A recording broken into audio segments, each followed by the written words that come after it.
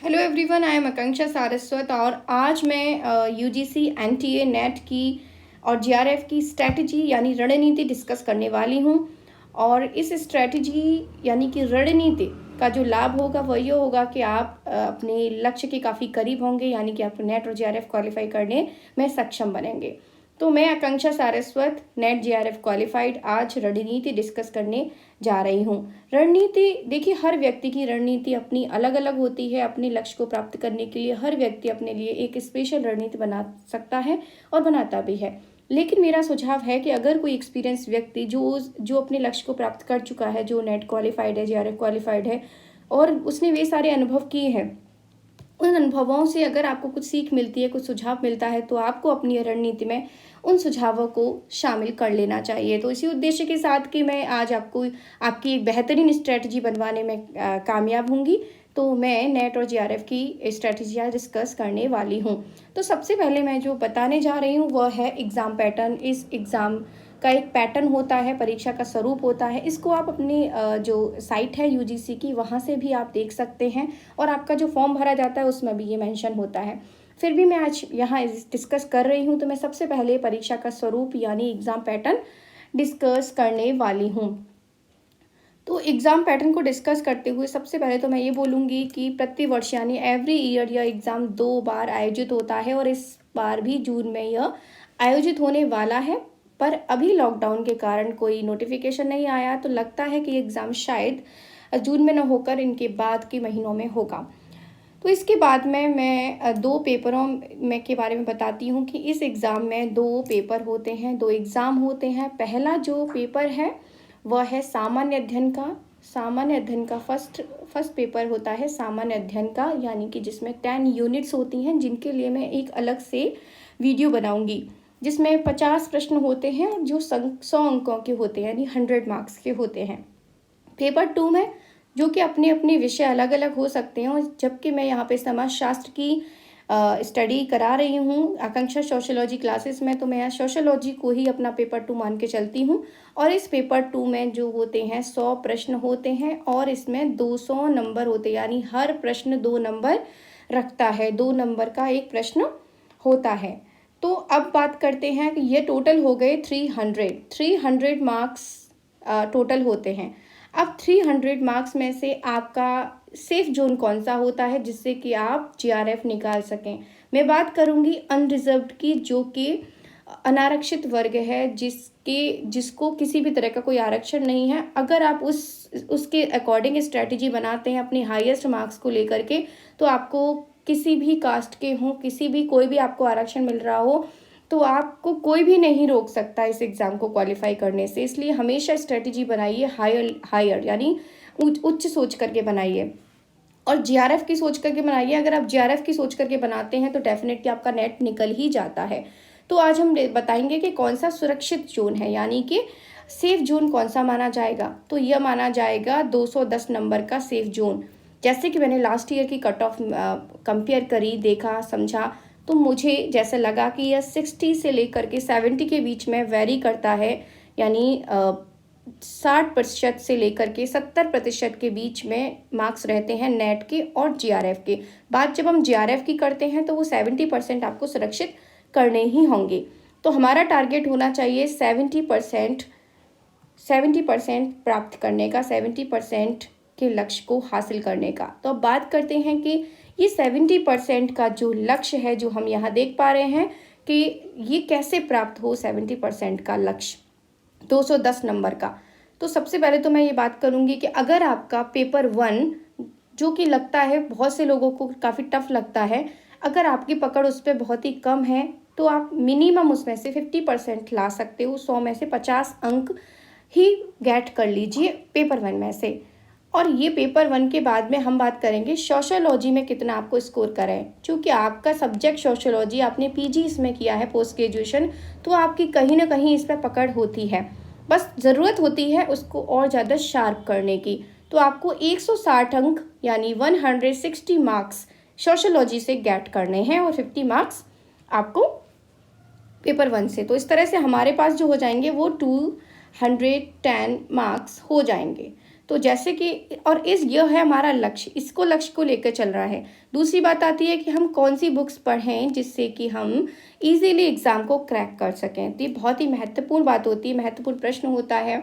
तो देखिए, सबसे पहले आपको अपने सब टेबल पे जो भी आप जब भी जहाँ भी स्टडी करते हैं वहाँ पर सबसे पहले तो आपको अपना एक सिलेबस ज़रूर देख लेना चाहिए, जिसे मैं डिस्क्रिप्शन बॉक्स में दे दूँगी। आप उसे प्रिंट आउट निकलवा के अपनी टेबल पर ज़रूर रख लें, जिससे कि आप उस सिलेबस के अकॉर्डिंग ही स्टडी करें।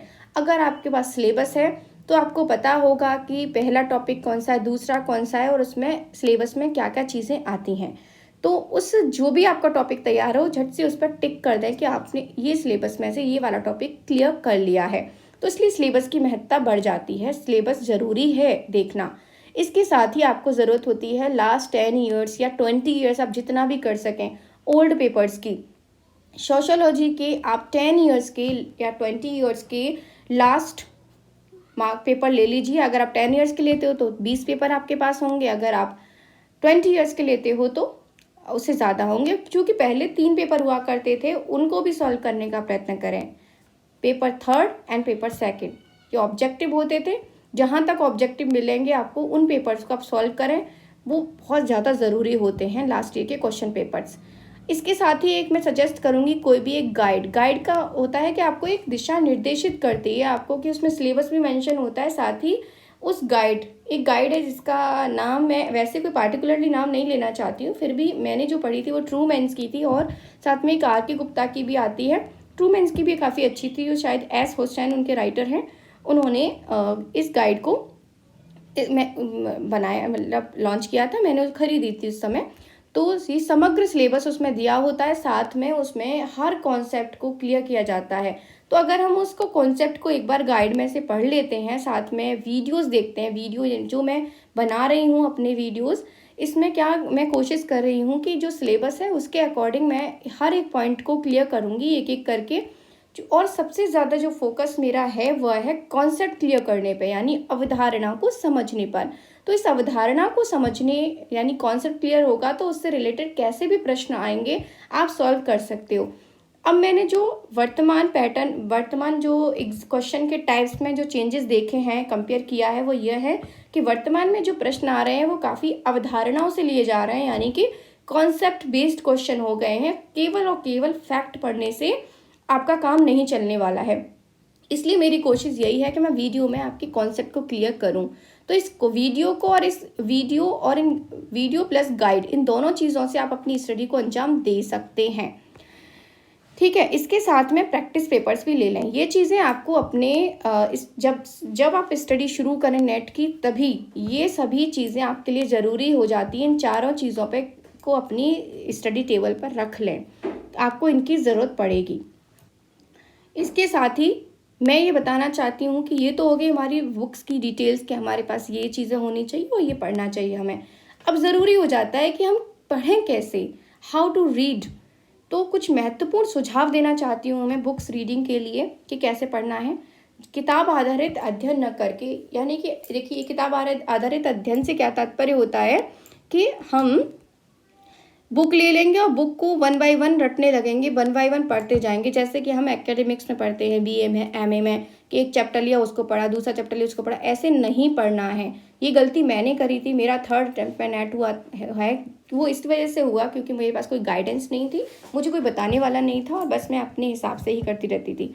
तो देखिए, आपको गाइडेंस मिल रहा है, आप बेहतरीन, और शायद एक ही बार में आप निकाल सकते हो एग्ज़ाम। तो कैसे पढ़ना है, किताब आधारित नहीं पढ़ना है। आपको सबसे पहले क्या उठाना है, अपना टॉपिक उठाना है। जैसे कि पहला टॉपिक है ईमेल दुर्खिम, फिर है मैक्स वेबर, फिर मार्क्स है। उन टॉपिक, चाहे कोई भी टॉपिक उठा लो सिलेबस में से, आपको वो टॉपिक जब तक क्लियर ना हो जाए तब तक आपको वो टॉपिक छोड़ना नहीं है। तो सिलेबस के अनुसार आपको एक टॉपिक उठाना है, उस टॉपिक को समझना है और सीखना है। वो टॉपिक आपको कहीं से भी मिले, चाहे आपकी गाइड में से, चाहे आपके वीडियो में से, चाहे वो आप किसी भी एकेडमिक बुक आपके पास होंगी पुरानी साल की, BA की, MA की, कहीं से भी वो टॉपिक आपको मिलता है, तो प्लीज़ उस टॉपिक को पहले समझिए, अवधारणा को क्लियर करिए अपनी, तब जाके हम समझते हैं कि हमारा एक टॉपिक क्लियर होता है। टॉपिक को गाइड से या फिर वीडियो से समझें, अंडरलाइन कर दें। जब आप बुक पढ़ रहे होते हैं या जहाँ से अपना कॉन्सेप्ट क्लियर कर रहे होते हैं, वहाँ पर आप अंडरलाइन करते जाएं। चाहे आप वीडियो देख रहे हैं तो वहाँ पर आप उसे वीडियो को पॉज करें और वीडियो को पॉज करके अपना एक नोट ज़रूर बना लें, अपने नोट्स तैयार करें खुद, गाइड से, वीडियो से, या जहाँ से भी आपकी अवधारणा क्लियर हो रही है उसको नोट डाउन करते जाएं। एक क्रिस्प नोट आपके पास तैयार होना चाहिए। अपने अनुसार बनाया हुआ नोट जो होता है वो सबसे ज़्यादा इम्पॉर्टेंट होता है लास्ट टाइम पे, जब आपके एग्ज़ाम की डेट आने ही वाली होती है तब। तो हर टॉपिक के बाद जब आपका तैयार हो जाता है, एक अवधारणा, एक टॉपिक तैयार हो जाता है बुक से, वीडियो से, सभी चीज़ों से आपका जब तैयार होता है, तो उसके बाद क्या करें, आप क्वेश्चंस को सॉल्व करें। उनकी बैग जब भी आप गाइड खरीदेंगे, हर चैप्टर के बाद या हर अवधारणा के बाद उनसे रिलेटेड कुछ क्वेश्चन मिलते हैं हमें, ओल्ड क्वेश्चंस, तो उनको सॉल्व करें। उन क्वेश्चंस को, या मॉडल क्वेश्चंस भी होते हैं, आप उन क्वेश्चंस को सॉल्व करें। सॉल्यूशन करना बहुत ज़रूरी है। अगर आप सॉल्व नहीं कर पा रहे हैं, कुछ क्वेश्चंस ऐसे होते हैं जो बहुत डिफ़िकल्ट लगते हैं और वो गलत होते हैं, तो उन गलत प्रश्नों का क्या करें, उनके आंसर्स को डिटेल में पढ़ें। जब आप आंसर्स पढ़ेंगे तो आपको बहुत सी इन्फॉर्मेशन मिलेगी और आपका जो डार्क एरिया है वो क्लियर होगा। तो आप उनके जो सॉल्यूशन पढ़ रहे हैं उससे भी उसको भी अपने नोट्स में नोट डाउन करते जाएं, अपने नोट में लिखते जाएं। गलत उत्तर को हमेशा पढ़ें और नोट करें। इससे क्या होगा कि आपके पास एक जो नोट बन रहा है ना, वही आपका सबसे बड़ा इम्पॉर्टेंट जो सोर्स होगा, सबसे इम्पॉर्टेंट, क्योंकि वो नोट आपने अपनी गाइड से तैयार किया है, आपने वीडियो से तैयार किया है, आपने प्रैक्टिस पेपर से तैयार किया है, तो आपका एक नोट तैयार हो जाता है। नोट में विचारक, एक बात और है, जब आप नोट बना रहे हैं तो उसके कुछ लास्ट के पेजेस छोड़ें। उस लास्ट के पेजेस पे क्या बनाएं, एक चार्ट तैयार करें, एक क्या काफ़ी सारे चार्ट बनाएं जिसमें विचारकों के नाम, उनकी रचनाएं, ये एक साइड में विचारक और उनकी अवधारणाएं, इस तरह से आपके पास एक तैयार हो जाएगा एक चार्ट पूरा का पूरा। और ये चार्ट भी काफ़ी काम आता है जब हम क्वेश्चन सॉल्व करते हैं, उस समय काफ़ी काम आता है यह। तो आई होप आपको समझ में आया होगा कि कैसे पढ़ें। महत्वपूर्ण सुझाव हैं ये मेरे, आप इसे अपनी मेंशन कर सकते हैं। अब बात करते हैं कि परीक्षा जब आने वाली होती है, जब हमारा नेट का एग्ज़ाम आने वाला होता है, उससे एग्जैक्टली 1 महीने पहले से आपको क्या स्ट्रेटजी अपनानी चाहिए। ये तो बात कर रही हूँ मैं पहले की। आपको पहले से समझना होगा, अपने आपको टाइम 6 महीने लगे, 7 महीने लगे, आपको जितना भी समय लगे। मैं ये बात नहीं कहूँगी कि आप 2 महीने में इस एग्ज़ाम को क्लियर कर लोगे, मैं ये बात कभी नहीं कहती। मैं ये कहती हूँ कि आपको मेहनत करनी ही होगी। मेहनत से आप अपने जो नोट तैयार करोगे, इसके बाद जो आपके पास तैयार हो जाएगा, अब आप एग्ज़ाम से 1 महीने पहले आप उसका यूज़ कैसे करेंगे, तो ये मैं बताना चाहूँगी। तो सबसे पहले क्या करें, केवल अपना नोट, जो मैंने नोट की बात की है वही तैयार किया है, उसे कई बार पढ़ लें। एक बार नहीं, उसे कई कई बार पढ़ें, जिससे कि वो एकदम से आपके माइंड में क्लियर हो जाए, हर कॉन्सेप्ट क्लियर हो जाए आपके ब्रेन में फिर से। फिर करें उसके प्रीवियस ईयर के क्वेश्चन पेपर को सॉल्व करें, गलतियों को पुनः पढ़ें। प्रीवियस ईयर के क्वेश्चन, जैसा कि मैंने पहले मेंशन किया मटेरियल में, कि प्रीवियस ईयर के 10 साल के जो मैंने क्वेश्चन पेपर्स की बात करी थी, वो क्वेश्चन पेपर उठाएं और उनको सॉल्व करें। अब उनमें से जो गलत क्वेश्चन कर रहे हैं, आप 80% अगर सही कर रहे हैं या फिर 70% सही कर रहे हैं, बाकी 30% जो गलतियां कर रहे हैं 30 क्वेश्चन पे, उन गलतियों को ठीक करें, उन गलतियों को पढ़ें, समझें फिर से, यानी अपने कॉन्सेप्ट को फिर से सही साफ करें, क्लियर करें।